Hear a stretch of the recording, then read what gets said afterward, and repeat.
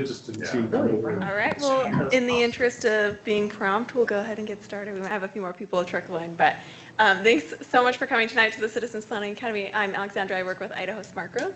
So I think everyone signed in on the sign-in sheet. That just helps me keep a count of how many people come here. And then if you put your email address down, I'll let you know about future Citizens Planning Academies. A little plug for our next one, August 1st. It's usually the first Wednesday of every month. This one is a little different because of the holiday.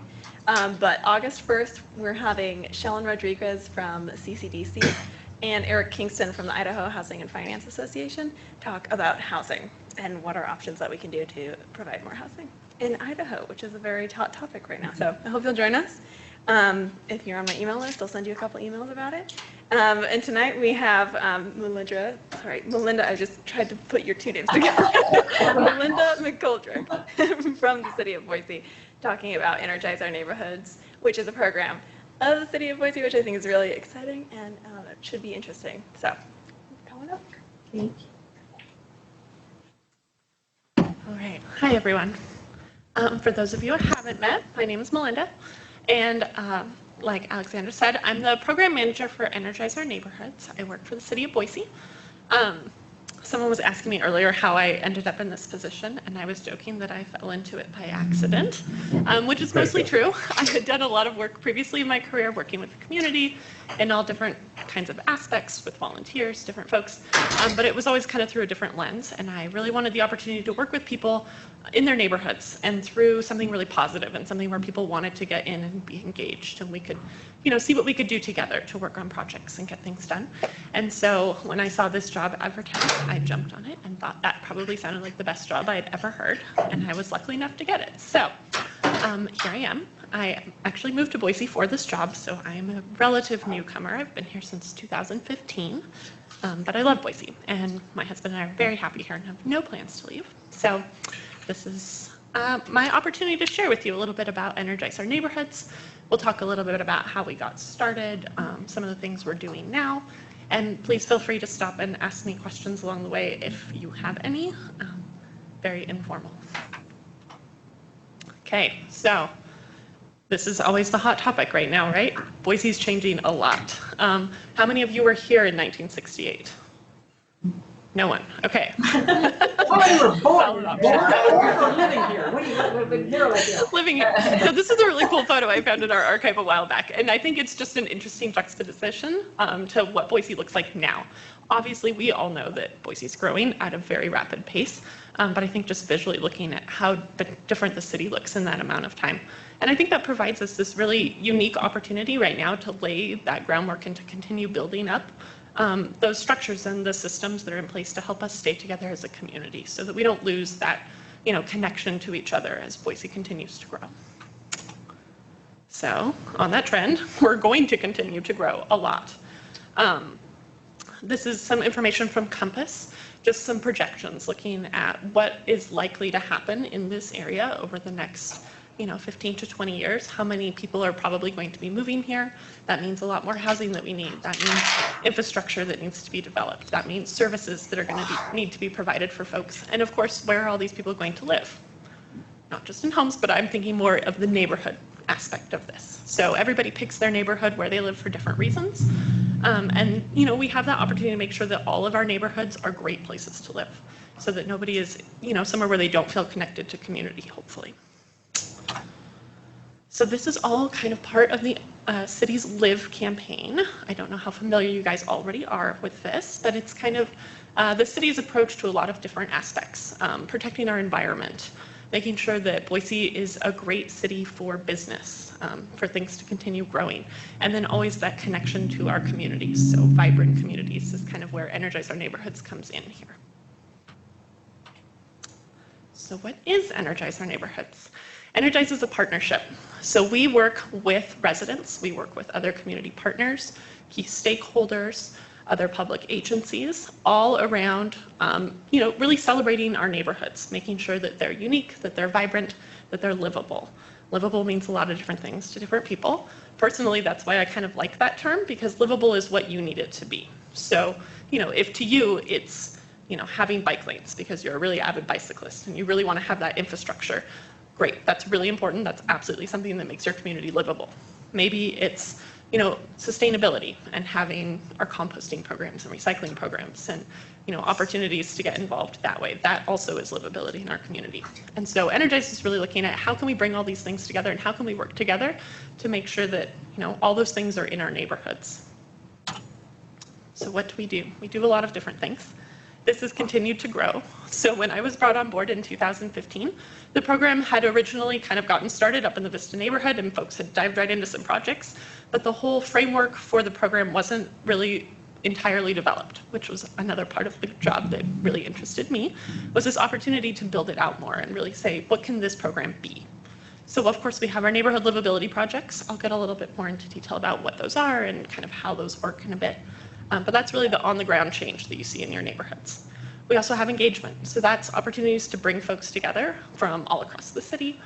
Maybe it's just for one specific neighborhood, really whatever that is to build that sense of community within neighborhoods. Resource alignment is another huge aspect of this program. So the city has funding, of course, and we have resources that we can put towards things, but that can only go so far. And there's only, you know, so many things that are really within our span of control. But throughout our community, there's tons of resources available from other organizations, from the people who live there. And so a big part of Energize is saying, how can we harness all of those things and bring them together to really focus in to make change? So that takes a lot of different forms. We'll get more into that in a minute too.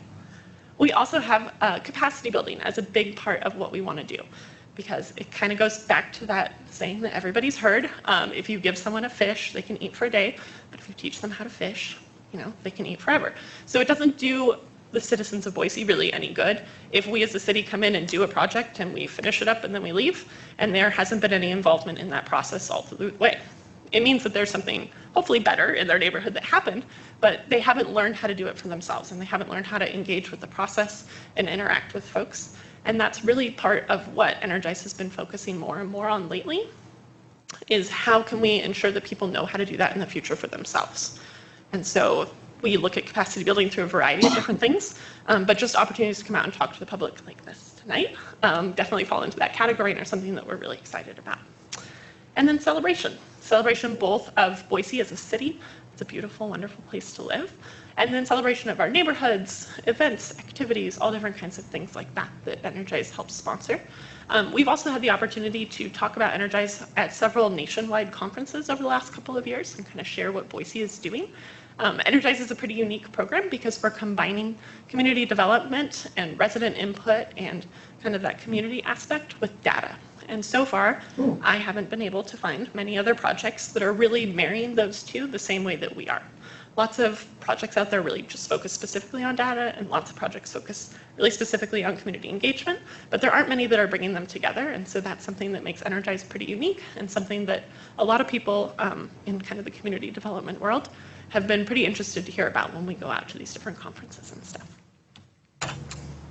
So how did it all begin? Basically, the city used to publish what they called a disinvestment report. That report was full of tons of interesting data, but had probably one of the worst names for a report that I have ever heard. I don't know about you, but that does not sound like something that I really want to read. But what it was really looking at all of those different data sets that you know, look at different aspects of the community and compiling them all into a report. So it was really, really useful data, just not in a useful format. And so there was a desire to be able to use that data. And what they did was take all that information and they ended up mapping it in GIS. So each different data set is a different layer. And then you can kind of look at them all together, or you can single them out, depending on what you're interested in learning about. But really what it did was give kind of a picture of how the city was doing overall, looking at all of this different data. And from that is where they kind of identified different areas that would make sense to make some interventions. There aren't parts of Boise that are bad, blighted areas by any means, but the whole goal was to make sure that no area of Boise becomes like that either. So really kind of protecting and shoring up and building up those neighborhoods that were, you know, potentially areas with a lot of opportunity. So they had this idea, what if we all started working together? What if we did this all in one neighborhood? Can we really measure change as we go forward? So I don't know how many of you have seen, we have a little video about Energize that I'm going to play for you because I think it does a better job of explaining it than I can. And I'm going to hope this works. This looks positive. kind of. One of our most important assets is the strength of our neighborhoods, and to make sure that there's a sense of place in the city and that we energize all of those neighborhoods and provide amenities and opportunities in all of them. This project began when the city undertook a pretty aggressive mapping initiative. And what we did was took a look at the city, overlaid GIS indicators to get a picture, an accurate picture of the health of the community. We saw opportunity when we took a look at that map.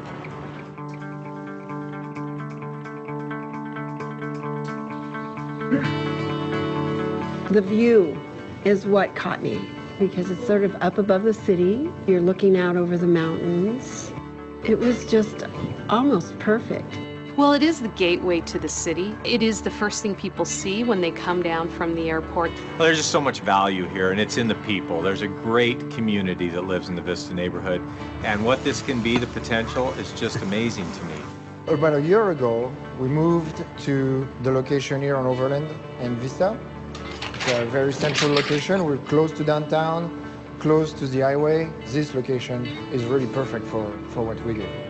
What we've tried to create here is an old school tea house where there's good food, healthy food, tea, a place where people can sit and relax and feel the world just go away. It is a great neighborhood and one that we want to make even better and make sure that its vibrancy and vitality are really secure for decades to come. One of the interesting things that I observed about the Vista neighborhood is how Vista Avenue itself really bifurcates the community, how Vista itself creates a very real, tangible traffic barrier. It's a barrier to children accessing resources for safety reasons. It's a barrier to folks who need transportation from one resource that might be on one side of the street versus the other. Vista has just kind of become a dividing line between economic groups, if you will. There's a lot of road improvements that need to happen. There's an extreme lack of sidewalks in a lot of areas. The Vista neighborhood is the lowest median income, average sales price for housing. So there is so much room for improvement that you can't help but make positive change.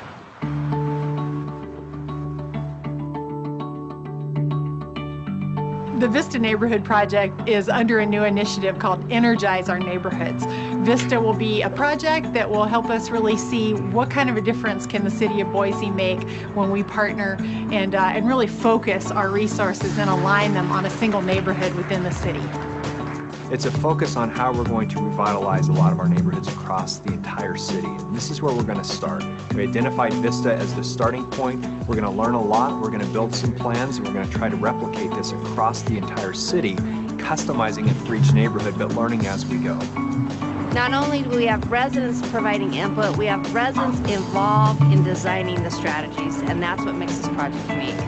It is a really exciting time, and I think that neighbors, the neighborhood associations, all the neighbors themselves, the civic organizations, seeing that kind of response really excites everyone. There's no place like home. We're home. We're here, and this is where we're going to stay.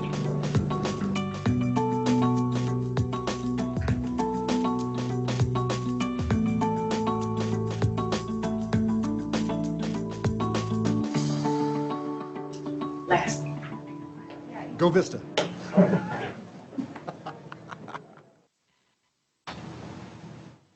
Okay, now I just have to get back out of this. Okay, so they kind of alluded to this in the video, but really looking at that GIS data is really what kind of forms the foundation of what we're looking at within our neighborhoods. So it's not just, kind of feel-good projects that are out there in the ephemeral that might look nice or might be somebody's pet project, but really making sure that what we do and when we invest in a community, it's going to be something that's clearly demonstrated within the data as to why we need it. Of course, data is not the only piece to this, but it is really important for us to be able to measure the change that we're making. That way we can come back and say, this is why we invested in this, and this is how this investment has positively, hopefully positively, impacted the community since then. And so you kind of saw the focus areas up there. I think my next slide has them all listed again. But our other piece of this is really aligning what we're doing internally as a city. And so we started Energize. We started talking about aligning with our community resources, all these different things that needed to happen. And then we took a step back and realized we actually have a bit of work to do internally, making sure that we're aligned just as a city throughout our departments before we really dive much farther into this. And so that's something that Energize has been able to help us really look at as a city, of all of these different departments that we have, and how can we make sure that when we're working with a neighborhood, we're all doing it together, so that Public Works isn't coming in and doing a project, and then Transportation has come up with a different project that needs to happen over here, and then somebody else has a project here, and Parks is going to talk to the neighborhood, and so the neighborhood has just gotten bombarded by like 8 different groups saying, hey, come give us your input. It makes a lot more sense if we can all do that together and really plan those projects to happen in the most strategic ways, so that there's minimal impact to the neighborhood and hopefully a better outcome at the end of the day. Was there a question in the back? Yes. Why are those boxes different colors? Well, the whole goal there is to look at, ideally, so on our GIS map, it kind of shaded different parts of the city with different colors based on the needs in that area. And so our goal obviously is to get everything to that green state. Oh. It's a big picture goal, but someday we might get there. All right. Thank you. Yeah. And so we have, these different opportunities to really align internally in addition to with our partners. These are those focus areas that were listed on there. And, this is an opportunity that we have to really think about everything that we do as the city through this lens. There really isn't much that we do that can't fit into one of these focus areas. And so it's an opportunity to look at everything that we're doing. We have a leadership team that helps guide Energize our neighborhoods. Those folks are really representative of all sorts of different industries and businesses and partners throughout the community who work in these focus areas. And so they're there at the table to help, kind of guide the program and bring resources to the table and identify opportunities where we can really be working closer together. We also have an operations team. That's us internally as the city. So I have a coordinator, Nikki Drake. I think some of you probably know her. We also have folks from all sorts of different departments across the city who all come together to work on these projects with that hope that we are aligning our internal resources. And then, of course, we have our neighborhood working groups, and that's really looking at the projects that we're doing and the folks within the community who are involved in those. So what has Energize done? Like I said, when this whole project kind of came up, the Vista Neighborhood was identified as a great place to start with lots of opportunities, and we kind of just dove right in. And so from 2014 to 2017, we were really heavily invested in the Vista Neighborhood. I'm going to get into more of the projects and things that happen there in a minute. But just to give you kind of a picture of Energize's evolution over the years, in 2016 we said, what if we tried to do Energize again in a different neighborhood? But what if we tried just a really small scale? So when the Vista Neighborhood got started, all of those focus areas were identified because that's the feedback that we heard from Vista Neighborhood residents, saying those were things that they thought were really important that they wanted to work on. And so for every single one of those focus areas, all 8 of them, we had a committee.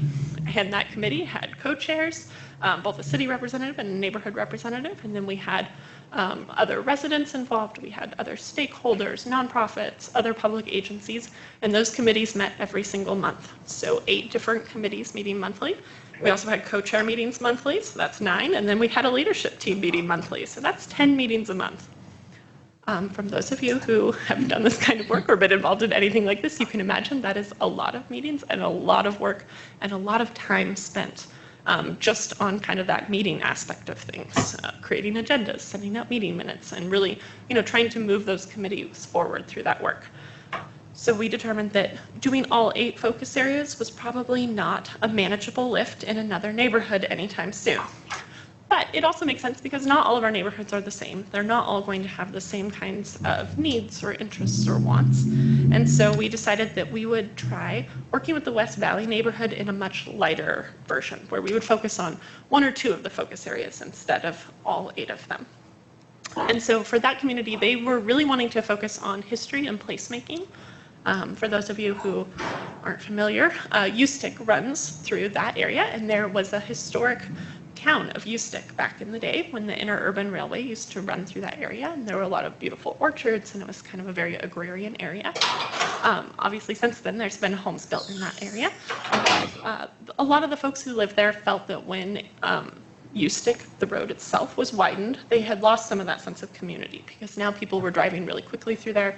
They didn't even stop to notice the historic buildings, and people really weren't out walking as much anymore. I know CPA has covered numerous different times kind of how road design and streetscape really can impact, that sense of comfort when you're out walking. So people did not feel very comfortable walking on Ustick anymore because traffic is now moving at about 45 miles per hour. So they really wanted to focus on how can we slow down traffic in that area? How can we help bring back the sense of place and encourage people to stop and look at, how this place used to be and recognize what's still there. And so they have been working on a project. This photo down here in that bottom corner does not look very exciting, I realize, but is the culmination of many years worth of work from that neighborhood group. When ACHD did widen the road, they left these landscape beds on either side of the road. And then the plan had always been that they would come back and do landscaping and, kind of make it look a little bit nicer. But that had never happened. And so the neighborhood group worked for years.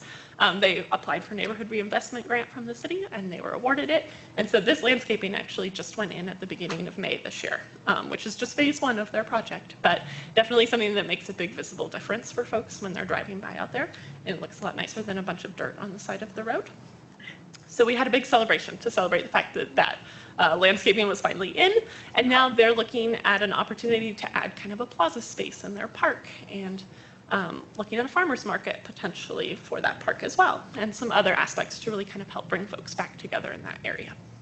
So did that landscaping involve the sidewalk as well, and curb and gutter too?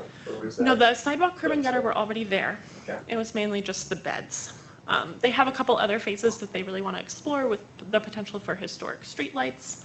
And then potentially they really want to paint kind of the mural in the middle of the intersection, kind of the way it used to be across front here. We don't know if that's going to be possible at this point in time, but that is kind of their big picture goal, to really help people slow down when they're coming through there and, add a little art to the area as well. But you have to do the speed limit. Yeah. The speed limit's posted, that's what you're supposed to do. That is true. They would also like to get that lowered. They have many, many goals around that front. Okay. It's going to be a long-term project, but I think seeing this finally get put in has kind of reminded them why it's all worth it. And now we can all continue to help make this happen. There are future phases. 4 lanes with a median? Or is Yes, it is 4 lanes with a median. Yeah, it goes pretty quick out there.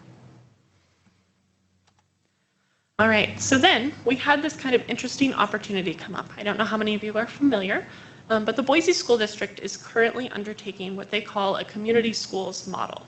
And the idea of a community school is really bringing all of the resources and services and things that kids and their families need into a school. That way, students aren't being sent kind of all across the community if they need to go to different things, to doctor's appointments, to dental, to a counselor, if they need to, go to some sort of after-school tutoring, counseling, whatever that might be. The goal really is to bring it all into the school. That way, people feel comfortable coming in and accessing those services. Students aren't losing that valuable time out of class getting back and forth, or sometimes not getting back and forth, leaving for an appointment in the morning and never making it back to school. So this really is the school district's answer to how can we help support some of those schools that have a really high population of students that are lower income that really need that system of support built in. So they have identified 1 school in each of their quadrants, and then we kind of pulled them aside and said, hey, if you're going to be doing this and investing in these areas really heavily, we would love to come alongside and work with you. Would you be interested? Luckily, they said yes. They have been a valuable partner all the way through everything that we've been doing with Energize, and so it really seemed to make sense as they kind of embark on this model for us to come alongside of them. So they're really looking at the services and the children and youth and supporting that system, and we can look at how can we engage the rest of the community around those schools and bring them and make them aware of what's happening, and then also looking at kind of infrastructure and the other projects that are outside of a school district's usual scope. But that the neighborhood might really need or that would really benefit students in the long run. So we have partnered with them as they're doing this, and they have 4 schools identified. They have Whitney, which is up in the Vista neighborhood, so that's great. We've already got a lot of things happening up there. They also identified Garfield, which is over here right next to South Boise Village. Morley Nelson, which is out in the West Bench area, and then Whittier, which is in the brand new West End neighborhood. And so we have just started working with all of those neighborhoods. So we went from having 1.5 to having almost 5. So it's been a big jump for us as a program, but really exciting. And so our first step with that, of course, is to reach out to our neighborhood associations and say, hey, are you interested in partnering with us through this program? Luckily, they all said yes, that they were interested. And so we've started to really try to engage the community in those areas to get their feedback and see what types of things they're interested in working on. Oh, sorry, I should have moved this ahead before. So these are those 3 different schools in those different neighborhoods all across the city, just so you guys kind of have a geographic idea of what we're looking at. They're all pretty diverse, very different from each other areas. So it's making it a really interesting project, especially as we try to engage the community in these different areas, just because there are really different demographics. And so trying to keep that in mind as we're trying to get folks involved. Where is Morley Nelson? Can you go back a slide? Yeah, so Morley Nelson is basically this pink area right here. This is Cole, and this is Northview. This is Ustick up here, and then Fairview down here at the bottom. Great, thanks. Any other questions before I move on? So what does it look like when we are trying to engage with that neighborhood? Like I said, the data is really what keeps Energize kind of unique, and so that's always where we start, looking at the data, looking at the numbers for those neighborhoods. And then the other piece to that, of course, is how does that data actually match with what people experience on a day-to-day basis about their neighborhood? So it doesn't do any good if the city identifies based just on data that X project needs to happen, but it's not something that anybody in the neighborhood wants to see. So sidewalks, we have lots of parts all across the city, of course, that don't have sidewalks, but there are very different feelings about sidewalks all across the city as well. So there are some neighborhoods that are like, yes, please put in our sidewalks, we want them. And there are other people that say, I do not want a sidewalk in front of my house, do not put that in, I will do everything I can to stop that. And that's totally fine, both are fine, but it doesn't make any sense for us as a city to come in and say, you know, we're really gonna push this project if it's not something that the neighborhood wants to see. And so that's always our goal of trying to marry these two things, the data and the feedback from the residents. Yeah. Is that census data? Some of it is census data. So that's always kind of our baseline. We look at all of the information that Compass pulls as well, and then we get a lot of information from the state. It took a lot of time to kind of get all of these different MOUs in place where they were willing to share their data with us. Data from the school district, data from the state. So it's a whole kind of mishmash of those things. The other challenge that we run into then is updating all of that data yearly. And so that's where we're currently at. They're working on our big data update and really trying to find a way to make that data as usable as possible. So it's an ongoing challenge, but census data does provide kind of a great base layer for everything.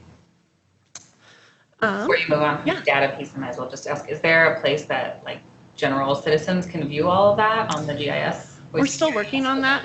The biggest concern was that some of the information that we have in there is every single crime, like individually, and we really wanted to make sure that that information was never somehow matched where people could then find out like what had happened to a specific individual. But the request keeps coming up over and over again, and it's something that we'd love to be able to do. And so we're hoping kind of with this next round of data and some new software tools that we're looking at, that we will be able to have a version of the dashboard that's available. So hopefully, yes, maybe not super soon, unfortunately. Okay, so we have all the data. We, really tried to make this as robust a process as possible of getting feedback from the community. And from there, we're really looking at what partners make sense to have involved in this project. And that's going to vary by neighborhood. It's going to vary by project, by interest, by, who we can get involved.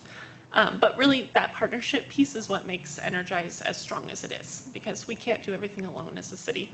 But really, there's tons of resources out there in the community. And so really identifying, who does it make sense to involve in each individual project. And then from there, we're looking at how can we make that change on a neighborhood level. So having our residents helping and designing, what would make sense to address this issue that we've seen within our neighborhood, and how can we move through the steps of taking this from this is a problem to coming up with a solution and then actually implementing that solution. So when we talk about engagement, that's a pretty broad term. It can mean a lot of different things, and we try to keep it as flexible as possible. If engagement is showing up and eating ice cream in a park and connecting with your neighbors, that's great. We've actually been doing a lot of that this summer because it's really hot out there, and it's a great way to get people out. So we have kind of a series of questions that we ask as part of our visioning event. And those are questions that residents have helped us kind of develop to really hopefully get at that information that we're trying to find. So we're asking all different kinds of things, everything from what does the ideal state of your neighborhood look like to you, kind of what's your vision for this neighborhood, to, you know, how do you feel your neighborhood is right now, and what was it like in the past, and, you know, then what would you like it to be someday. We're asking about the strengths of people's neighborhoods. What did they see as a strength? We're also asking, of course, if they have projects that they would like to see happen in those areas, very specifically. You know, we want to know, is there a 2-house gap of sidewalk over here? Is there a real need for a crossing over here? Is there, you know, a lack of X, Y, Z, you know, parks? Is there a parking issue? What is it? We want to know, you know, what is that thing about your neighborhood that would make it more livable? So we have this whole series of questions. We collect data. Linda has actually been involved in this. She is one of our neighborhoods that we're working on. And so, you know, it's a long process of collecting that feedback, but our next step, once we have hopefully, you know, touched a lot of the folks in an area, is to go through a project prioritization with them, because we get a ton of feedback, which is great, but not all of it is going to be, you know, something that's really important to the neighborhood as a whole. And so we want to know, you know, if we can start with 2 projects, what are those 2 projects? What do you want to see happen first? And from there, it's forming working groups. So when we started the Vista Neighborhood, they had standing committees that met every single month. Whether or not they had something to work on, they were meeting every single month, which was fine, but a giant commitment from folks who lived in the neighborhood, from our partners, from everybody involved. And so moving forward, one of the ways that we think will help, you know, kind of lighten some of that load on folks showing up every day is an opportunity to let them be involved on a project basis. So maybe you are super passionate about cycling and transportation and infrastructure, and there is a transportation infrastructure project that's been identified within that neighborhood, and you want to be involved in that. That's great. That's awesome. Come work through this. We teach people how to kind of work together as a group, and then based on the project, how to go through the steps to implementation. And then from there, maybe you're done. You have been volunteered out for the year. You were exhausted. Totally get that. And then, you know, that's your opportunity to say, I'm done, I'm going to step back. Or maybe there's another project happening that you would like to dive into and get involved with, and that's great too. So hopefully it's more meeting people where they're at and where they want to be involved. But really the goal is to teach people all of those steps. So what does it take? You know, who do you need to talk to? What types of administrative rules are you going to have to follow? What sorts of procedures are already in place? And then ultimately, of course, the big question is, how are we going to fund whatever your project is? Since almost no projects are free. It's unfortunate, but the reality of what we are. But it's, you know, a lot of different tools that are available to us, and teaching people how to access those tools. So we have the Neighborhood Investment Program, which is city funding for neighborhoods. They can apply for all different kinds of projects through. We have a lot of other partners in the area who also have similar grant programs. We have a lot of foundations locally who give money to neighborhoods. Sometimes it's another public agency, and this is just something that they should have on their work plan, but it's something that we can advocate to get, you know, moved up to happen in a more timely manner. And a lot of times that's good feedback for them to hear as well. If it's not something they've had an opportunity to kind of go out and solicit all that feedback from the community, for us to be able to share with them, hey, this is what we're hearing, this is really where the priorities are. And sometimes it's random external grant funding that we get from, you know, a big nationwide foundation or something like that. So some of the projects that we got to work on in the Vista neighborhood, just to give you guys kind of a high level teaser. In the Vista neighborhood, there are 2 elementary schools, Whitney Elementary, which has a community center at it, and then there's Hawthorne Elementary, which is on the other side of Vista. And one of the big things that we heard from folks in the Vista neighborhood was that parents at Hawthorne didn't feel like there was enough opportunities for their children. They didn't feel safe sending them across Vista to go to Whitney, to the community center there, which is understandable because that's another place where traffic is moving pretty quick. And so we said, okay, what can we do? And Parks and Rec from the city got together with the Boys and Girls Club and the YMCA, and between the 3 of those organizations really trying something different and unique, they were able to offer programming for the students at Hawthorne in the mornings before school, in the afternoons after school, and then all throughout the summer as well.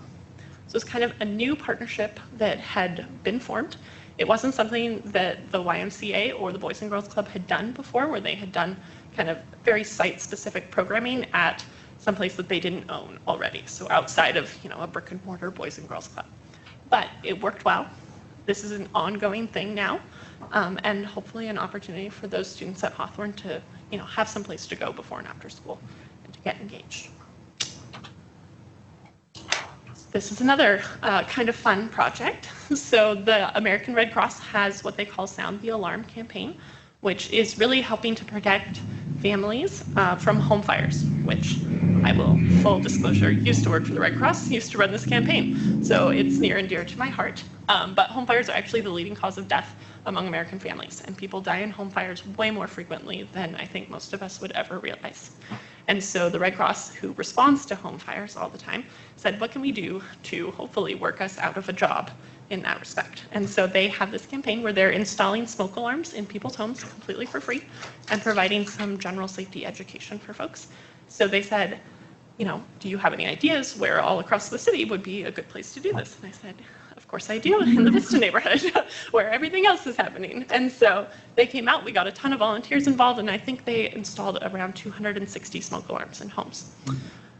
So those are the kinds of things where we, really try to get people involved, and even if it's something small like a smoke alarm, that can make a huge change in somebody's life. This one I should probably let Bud talk about because this is his project. But this was another really awesome opportunity where, people had identified that the Vista neighborhood is an opportunity for potential affordable housing to be built, and something that the neighborhood was interested in seeing eventually. But it was a project that NeighborWorks did where, and actually is still doing, where they're going to be building homes in the Vista neighborhood that will then be sold as affordable home ownership opportunities for folks in the community. And so they worked with Wells Fargo, who is another big partner for Energize, and they were able to purchase this land and then kind of get started on the building process. Do you want to fill in anything else about that? No, the city of Boise had some home funds that they included too, so it was definitely a partnership. It's another great opportunity where it was a grant that NeighborWorks had gotten from Wells Fargo saying, how can we all work in this neighborhood? And so another great opportunity coming up. And I think, where is that? This is on Ormond Street. So it's off Targhee. Yes. If you're on Vista and you turn onto Targhee and then it's left onto Ormond. Yes. I always get that backwards. I spend a lot of time driving around looking for this. Is it done, or is it in progress, or is it? It's still in progress. Still in progress, just recorded plats, and then we're addressing right now. So this fall we should have some sticks and some things looking like our neighborhood. So. And this is a neat kind of design, the pocket neighborhood, that really encourages that sense of community, where people are forced to get out of their cars and, see their neighbors, hopefully, instead of just driving into a garage and going directly into their home from there, where you never see anybody. But this is very intentionally developed to be like this, to really, provide a sense of place and a sense of home, and that community feeling to it. I think it's going to be awesome. Can't wait to see it built. Another thing that we had wanted to focus on was economic development. And this is kind of a hard thing to wrap your head around on a neighborhood level. How do you really promote economic development? Citywide, it makes a little more sense, but how do you do it on a neighborhood level?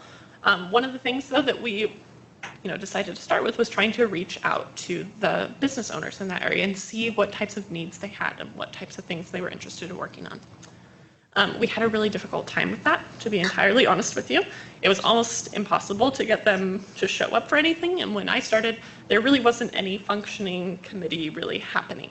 It just had been very hard to get people to show up. Then we had a working group from ULI here, the Urban Land Institute, and they produced a series of recommendations looking at Vista as what they called a healthy corridor. So economically vibrant, safe, pedestrian friendly, all of those different things.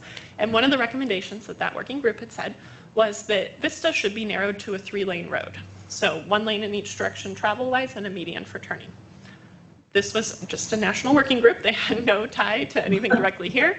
But people heard about this study and they thought that was going to be happening to Vista like now. And then the next time I put out a meeting notice, I had like 30 people there, and they were all yelling at me, which was fine. So we worked through that process with actually several meetings of getting yelled at and trying to explain to them that it was a study and that ACHD was not actually going to start this project like the next week, and that actually it wasn't on ACHD's agenda at all, and that they probably weren't going to take this on unless the neighborhood really, really wanted to see it happen.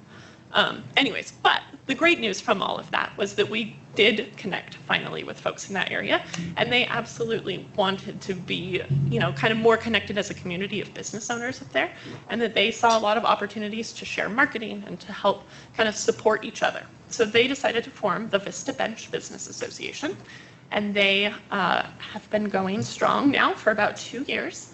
And they wanted to host an event that would be kind of the bench event.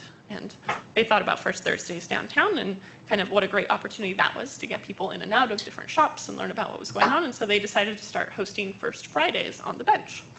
That went pretty well. They did that for about a year. And then Garden City started hosting a First Friday event, which kind of took off like crazy. And so they decided not to compete with that and that they would do Third Thursdays instead. And so in June, they actually officially rebranded to Third Thursdays on the Bench, and they held a big summer kickoff event to kind of celebrate that that was happening.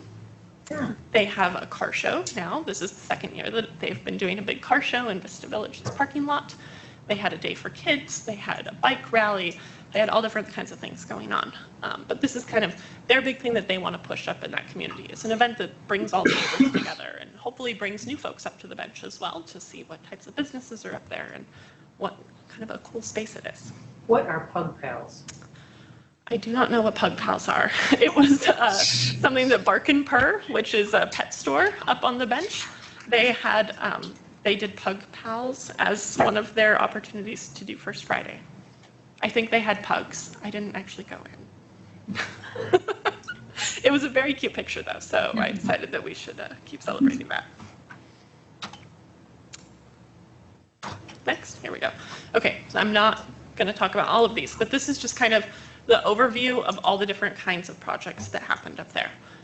One of the ones I should have included some pictures of were the transit shelters that we put in all along Vista Avenue. I don't know if any of you have driven up there lately, but hopefully you noticed them.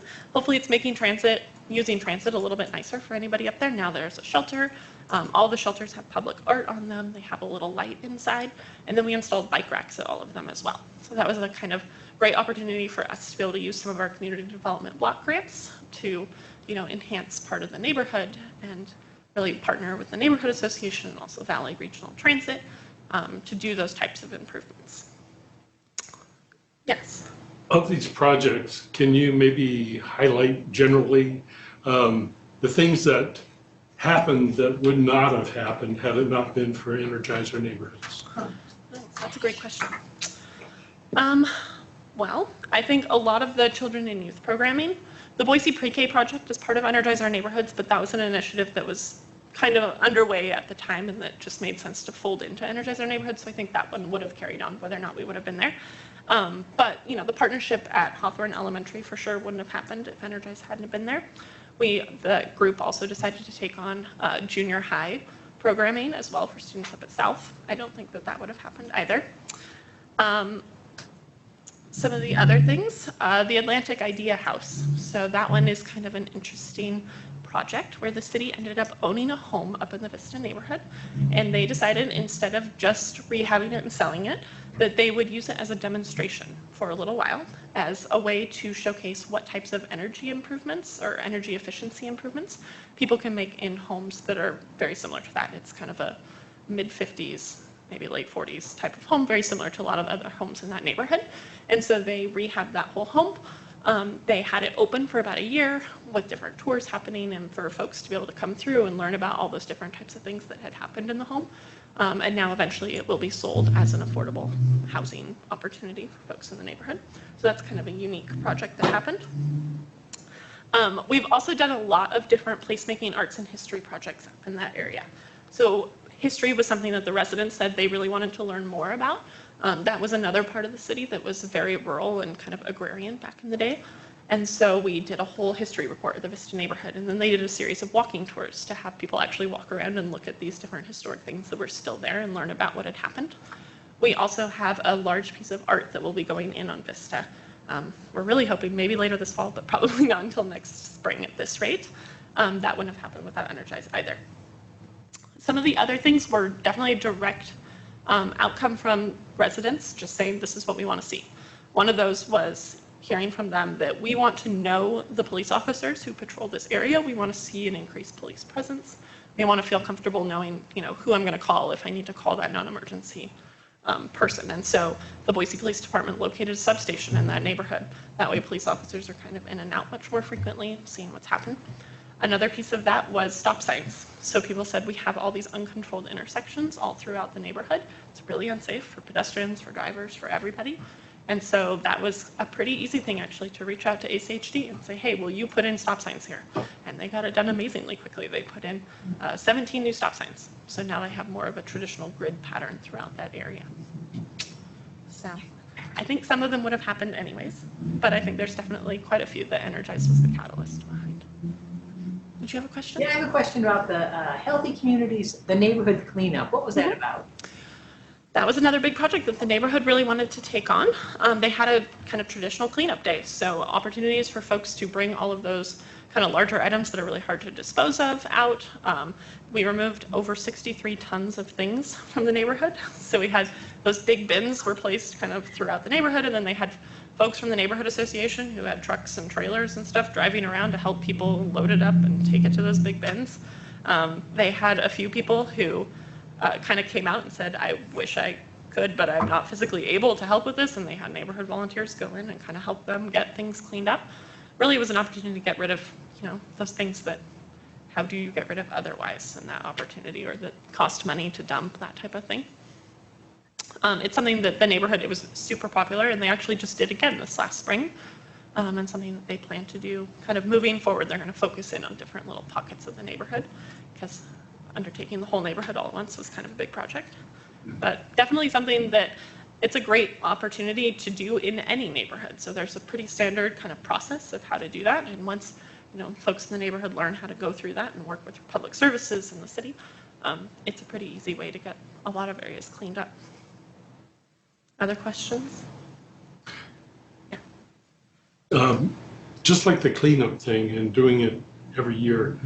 So one of the things that I found in volunteer kinds of things is just not having it staffed, So how do you help with that in helping them put this together and keep it going, kind of thing too? Absolutely, yeah. So, the first time through, it's kind of a learning experience for everybody. And, that's our chance to really document and help get people really involved in that process and understand all those different pieces. We know that there's always going to be change in leadership in neighborhoods and, and who has time to be involved and who's going to be there. But once we have that process kind of outlined, it makes it much more simple to come in and say, okay, here's everything that happened last year. Here are the people you need to reach out to. And that's something where we as Energize are always going to be there to help support that type of thing. So even though, at this point, we're not really heavily, going to every single meeting that happens in the Vista neighborhood, they know how to get a hold of us, and anytime they have kind of a project idea or something like that come up, we're always there as kind of that technical support and resource to help. Definitely. Okay, so the U-Stick beautification project I talked about a little bit already, but one of the things I wanted to highlight was this placemaking project out in Redwood Park. So this is another kind of interesting opportunity.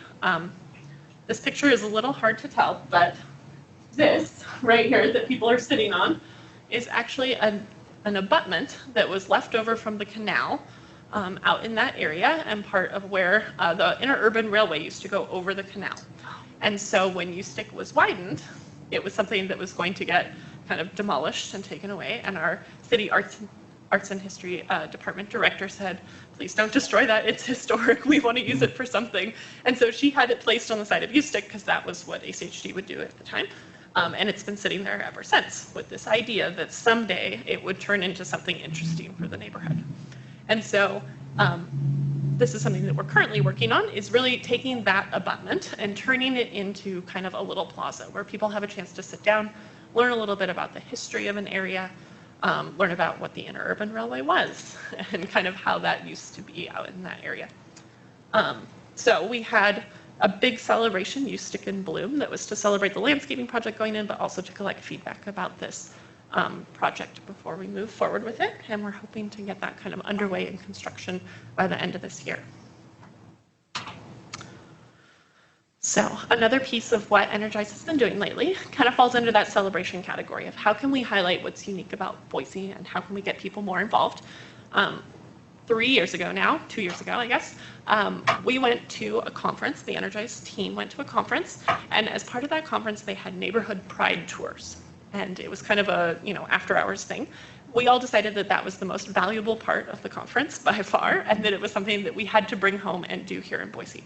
So really, these are an opportunity to highlight what's unique about our neighborhoods and to get people out of their usual neighborhood, or maybe teach them more about their actual neighborhood, but to show them another part of the city that maybe they don't know anything about or they've never been to. And so really highlighting the history, what art is in that area. And then the thing that we wanted to bring in was kind of that full, looking at all the different focus areas of Energize. So talking about what development has happened in that area, what's planned for that space, what could be coming up, what types of projects did the neighborhood work on in this area that they're pretty proud of and want to show off. And then also meeting with a stakeholder to have them share their perspective. So, and then of course we try to end at some local food place, and then people don't have to stay if they don't want to, but if they want to try out something new and interesting, hopefully they have that opportunity. So we started this last fall. We did a whole series of downtown walking tours. They booked out in about 6 hours, which I didn't think was going to be possible. I booked 100 spaces, and it was like, oh, so apparently these are popular and something that people do want to see. So from there, we've taken them out of downtown, and we did a tour through the Collister kind of Pierce Park area, and then one through historic You Stick right before You Stick in Bloom. And then we took a break for the summer because it's way too hot to be walking around outside. And in the fall, we're going to recommence and look at a few other neighborhoods coming up. So it's kind of an interesting opportunity, and they've been pretty popular with people. So who funds that? There isn't necessarily a cost to it. There is some kind of background costs, but they are funded through Energize. So we put people on a bus. We drive around, we talk about things. So it's staff time and a bus driver mainly that are our costs for that. So is Idaho Preservation, I forget the name of it, is that involved with this? Do you have those people working with you on those? Not directly at this point in time. I think we do have the opportunity when we look at some of those neighborhoods that really have those more unique aspects that are specific to historic preservation. But yeah, that's the neat thing that right now it's kind of an internal, we work with our city arts and history department, we work with our planning team, we work with sustainability folks. But I think there's a lot of opportunity to continue to expand this program and really highlighting different things. And there are other groups that do kind of similar tours, like Idaho Preservation does have a tour series. And so, whatever opportunities we have to partner with them, make sure we're not duplicating work is always better. Any other questions about tours before I move on? Thank you. We advertise them on Nextdoor and on Facebook and through the city's kind of online newsletter that they put out there, and we put it on the Energize website, so if you're interested, keep an eye on those. And they'll be kind of resuming in September. So capacity building, that educational piece. Personally, I think this is really important and something that I'm very invested in supporting and kind of building out to a larger extent, because the things that we do, within one neighborhood is great, but there are resources that can definitely be made available to folks all across the city. Just because Energize isn't, just specifically working in, this one neighborhood doesn't mean that folks can't access those types of things. And so we've been doing a lot of work to try to expand what is available to everybody. We did a whole series of programs. So again, this came out of feedback from the Vista Neighborhood. They said, we want more educational opportunities. So we said, okay, great, let's do a series of workshops. So our housing committee decided that they would do a housing education series. And it was really specific things like how to refinish your hardwood floors and kind of how to winterize your home. So we had this whole series. We had one person show up. Oh. One. So that was kind of sad to us. We said, okay, well, maybe it was the timing, maybe it was this, maybe it was that. We'll try again. The other thing people wanted was public safety. How do I make my home safer? What different kinds of things can I do there? So for those, we had a few more people show up. Boise Police was kind of helping us advertise them. That helped. I decided I was going to start polling people where they came from in these sessions, and we were holding them all in the Vista Neighborhood because Vista Neighborhood residents had said they wanted more opportunities like that in their neighborhood. And so we're all there in the Vista neighborhood, and I asked people who were from Vista to raise their hand, and no one did. So I was like, oh. So really this is a need community-wide, not just in Vista, especially since we can't get Vista residents specifically to show up. And so that launched kind of our Energize Hour workshop series, where I said, let's move them all around the city, because people are coming from all across the city to Vista Forum. Let's make it a little easier for those folks. And so we held, for about a year, we held a workshop every month. We rotated it all around different places, all different topics. So we would ask people each month what types of things they were interested in hearing more about. Kind of similar to Citizens Planning Academy, but not necessarily kind of as deep into the development and actual planning side of things. We talked about marketing and branding for neighborhoods. We talked about transportation. We talked about kind of all different types of things. But time and time again, what we heard in those workshops was, we used to have a neighborhood conference. When is our neighborhood conference coming back? And so we finally decided that we would tackle the neighborhood conference. It had happened for many years. It was part of the Idaho Crime Prevention Association, and they had hosted kind of a Treasure Valley-wide summit. And it wasn't just crime prevention oriented. It had a lot of great resources for folks in neighborhoods all around, all different types of things going on. Unfortunately, they had kind of run out of funding, and they were no longer able to support a conference like that, and so it hadn't happened in several years. And so we decided that we would tackle the neighborhood conference. We called it the Boise Neighborhood Interactive. We held it in October of last year. It was a full day event. At first we thought we'll just start kind of small, and then we got some residents involved, and then it was not small because people had a million things that they wanted to see happen. So it ended up being a really fun event. We had 2 different keynote addresses. We had 16 different workshops, or 13 different workshops, and then roundtable discussions that happened as well on a whole variety of different topics. We had a lot of speakers. So all in all, the feedback that we heard from folks after the event was that they would definitely come back to another one. So now we're planning our 2nd annual Boise Neighborhood Interactive. So that will be happening on February 16th at Boise State. Question? Yeah, about how many people showed up to hear the 40? We had about 115 at our October event. We're hoping for at least 200 at our next one. So we're going to start marketing much earlier. That will help, I think. Was there another question? Okay. Not used to talking with a mic. Sorry, guys.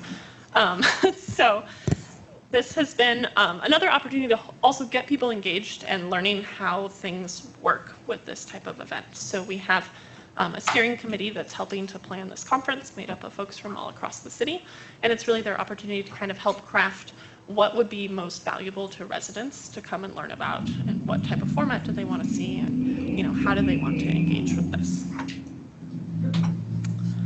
So the other fun thing that I want to share with you, and this is the last thing I'm going to talk about, is Neighborhood Month. So we have all these different kinds of ideas. We've decided to bring them all together into one big event, which is going to happen in September. So all throughout the month, we will have a social media campaign going on, different challenges, different things that are going on, with the hopes that if you're not going to come out and actually go to an event or actually meet with your neighbor, that maybe at the very least you'll do something online and start engaging with your community that way. So we'll have all different kinds of things happening. We're also going to do Parking Day, which for those of you who aren't familiar is kind of a, usually the Idaho Walk Bike Alliance is a really big partner with this, and kind of transforming a small space into a mini park for a while to help encourage people to get out there and enjoy their streets and spaces. And then the event, the whole month will culminate with our Good Neighbor Awards, which is an opportunity for folks all throughout the city to nominate people who have been a good neighbor. And that is very broadly defined. Anything that you think makes somebody a good neighbor, you can nominate them for. And then the mayor awards those who are selected. So that'll be kind of a big final celebration. Okay, I think that's the end of my slideshow. Are there questions? Anything? Yeah. I do have a question. When you were talking about the Eustic group, and it sounded like there may have been a long lag between the time that they came up with all their ideas and what they wanted to do until they actually had something to celebrate, completion on something. Yeah. Did you notice, was it difficult to keep people engaged through that process of, because I know people get excited and they want to do stuff right now, but then 2 months down the road, they're kind of like involved in something else. And yeah. So has that been an issue? It's always going to be a challenge. That's definitely something we recognize. One of the things that worked pretty well with that group was some smaller scale things that they worked on. So they had kind of this big picture idea, and it's a multi-phase project that they're going to be working on. And of course, it took a lot of time to put together their grant application for that and all of the information that needed to be put together. But once it was submitted, then what do? You sit around and maybe you don't do anything, or that's when you lose people for sure. But this was a great opportunity for us to kind of start talking about what else they wanted to see in that neighborhood, and that's where the farmers market idea came up. And so that was something that they were kind of passionate about, a pet project that they wanted to move forward. And so we very slowly, because some of them wanted to take a break after putting together a very large grant application, which is totally understandable. So we took a little break and then, slowly started seeing who might be interested in working on this new project and really doing some small scale things around that. And then, we got people involved in planning the big event that we held, and that was another kind of great opportunity to bring folks back together and say, hey, remember this happened, and now your landscaping's actually going in, let's kind of get this moving again. But, yeah. It sounds like a lot of it is dependent on grant money. What happens if there's any cost overrun in these projects? Well, it really depends on the project and where the funding is coming from. So some of them are grant projects. Within our grant programs, we have contingency funds built in. So, we try to be really careful when we budget for those types of things. That way, if there are overruns, we are aware of them and, we can appropriately budget for them.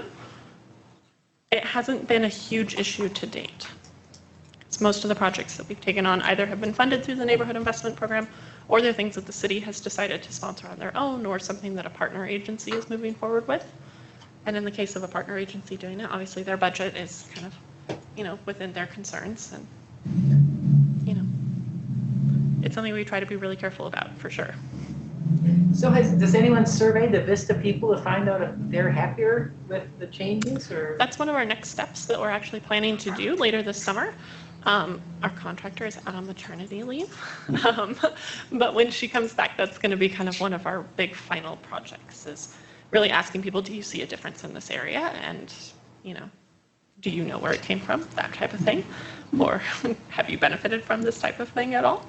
I think it'll be really interesting to see what we find out. Is one of the indicators for your success up there the number of people on the board of directors? Yeah, definitely. And that was something that was really a pretty visible improvement in a really short amount of time. So when Energize first reached out to the Vista Neighborhood Association, they did not have an overly active board. They had a few folks who were kind of keeping things running, but barely. And they were all about, hey, find us something different so that somebody else can come in and bring in some new blood to this organization.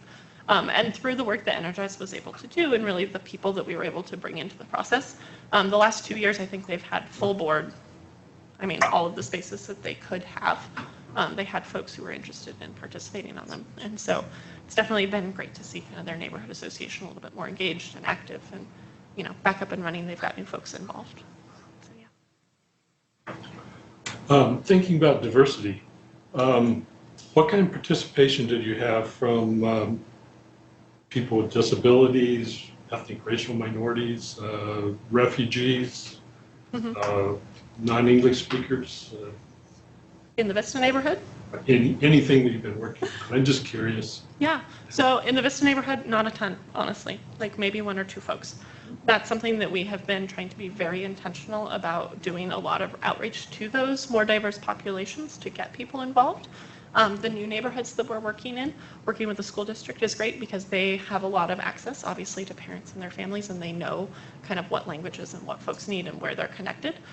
So all of the outreach that we're doing right now, everything is available online. If people can't come out to an event, they can fill out their feedback there. It's also available in 5 different languages. Those languages that the school district said really target the vast majority of their students and families.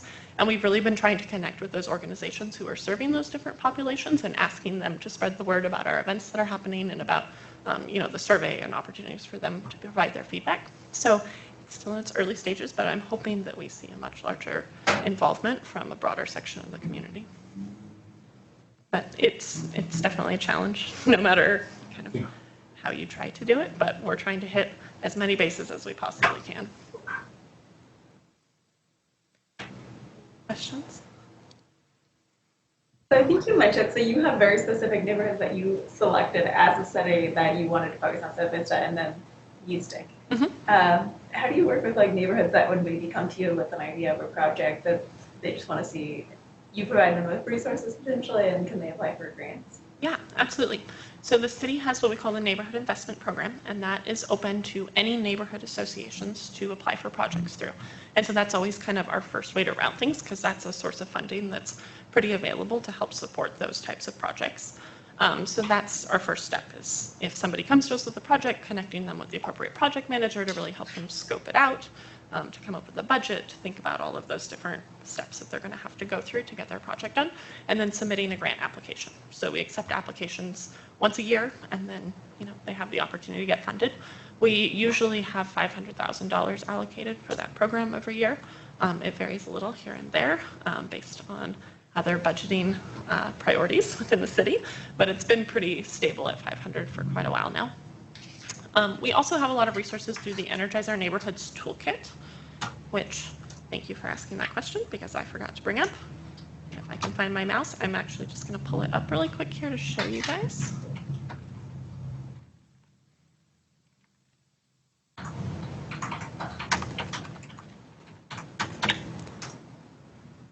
Hopefully I spelled that right. So this is our Energize Our Neighborhoods website, and one of the things that we have been working on is building out this toolkit down here on the side.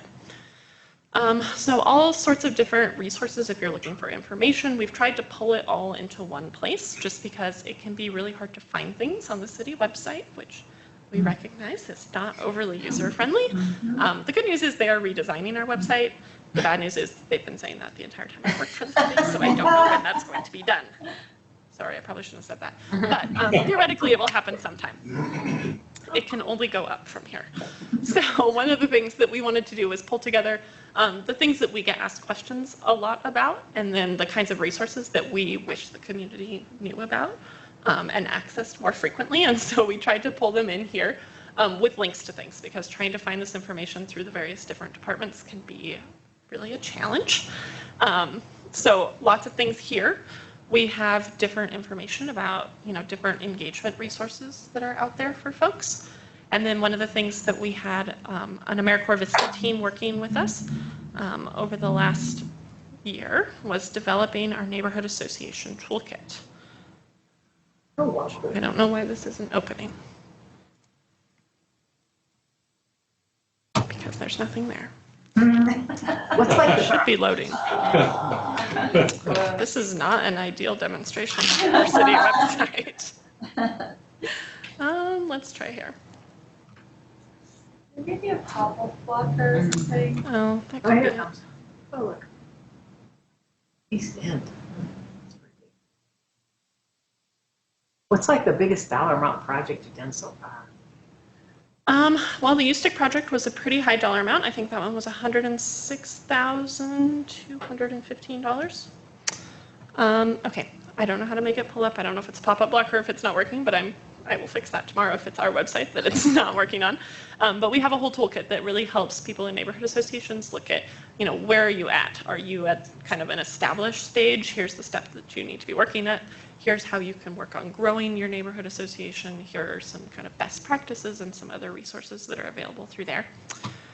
We also have all the information about the Neighborhood Investment Program out there on the website so that people can access that.